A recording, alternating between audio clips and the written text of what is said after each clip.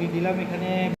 ইনশাআল্লাহ ইনশাআল্লাহ ইনশাআল্লাহ you'll find your way ইনশাআল্লাহ ইনশাআল্লাহ ইনশাআল্লাহ you'll find your way। Sonia Sharmin নামে এক বোন প্রশ্ন করেছেন, সামুদ্রিক কোন কোন প্রাণী খাওয়া যাবে আর কোনটা খাওয়া যাবে না। বিশেষ করে উদাহরণস্বরূপ শামুক, ঝিনুক, অক্টোপাস, স্কুইড এবং কাঁকড়ার কথা আপনি উল্লেখ করেছেন।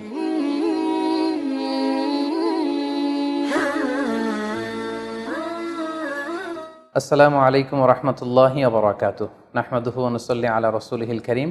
আম্মা বা'দু ফাআউযু বিল্লাহি মিনাশ শাইতানির রাজীম। বিসমিল্লাহির রহমানির রহিম।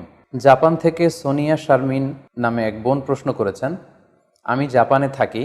এটা একটা অমুসলিম দেশ যেখানে খাবারে শূকরের ব্যবহার অনেক বেশি। সি ফুডেও এরা শূকর ব্যবহার করে। প্রতিটা খাবারের উপাদান পড়ে পড়ে কিনতে হয়। দেশটা দ্বীপ দেশ বলে সামুদ্রিক অনেক প্রাণী খাবারে ব্যবহার করা হয়। আপনাকে অনুরোধ করছি যাতে যদি আপনি আমাদেরকে জানাতেন যে সামুদ্রিক কোন কোন প্রাণী খাওয়া যাবে আর কোনটা খাওয়া যাবে না, বললে খুবই উপকার হতো। উদাহরণস্বরূপ শামুক, ঝিনুক, অক্টোপাস, স্কুইড, কাঁকড়া এগুলো এখানকার অনেক হালাল নুডলসেও দেয়া থাকে। বাংলাদেশি হওয়ায় এগুলো তেমন একটা খাওয়া হয়নি।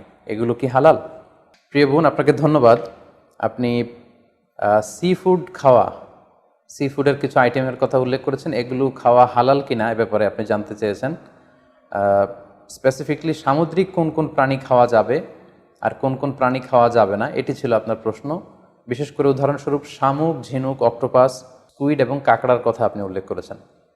এই প্রশ্নের উত্তরে আমরা বলবো যে আল্লাহ তাআলা আমাদের জন্য, বিশ্বাসীদের জন্য যেটা তৈয়িবাত অর্থাৎ পবিত্র খাবার রয়েছে এগুলোকে খাওয়া আমাদের জন্য হালাল করেছেন।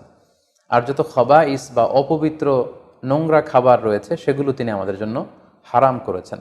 সূরাতুল বাকারার 172 নম্বর আয়াতে আল্লাহ তাআলা ইরশাদ করছেন, ইয়া আইয়ুহাল্লাযীনা আমানু কুলু মিন তাইয়্যিবাতি মা রাযাকনাকুম ওয়াশকুরু লিল্লাহি ইন কুনতুম ইয়্যাহু তা'বুদুন। অর্থাৎ ওহে বিশ্বাসীরা, আমি তোমাদেরকে পবিত্র জিনিস থেকে যেটা রিজিক হিসেবে দান করেছি তোমরা সেটা খাও, অপবিত্র কোনো কিছু তোমরা খেও না। পাশাপাশি সূরাতুল আরাফের 157 নম্বর আয়াতে আল্লাহ তাআলা ইরশাদ করছেন, ওয়া ইউহিল্লু লাহুমুত তাইয়্যিবাতি ওয়া ইউহাররিমু আলাইহিমুল খাবাইস। অর্থাৎ তিনি তোমাদের জন্য তৈয়িবাত বা পবিত্র খাবারগুলোকে তিনি হালাল করেছেন, আর অপবিত্র যত খাবার আছে এগুলো তিনি তোমাদের জন্য হারাম করেছেন।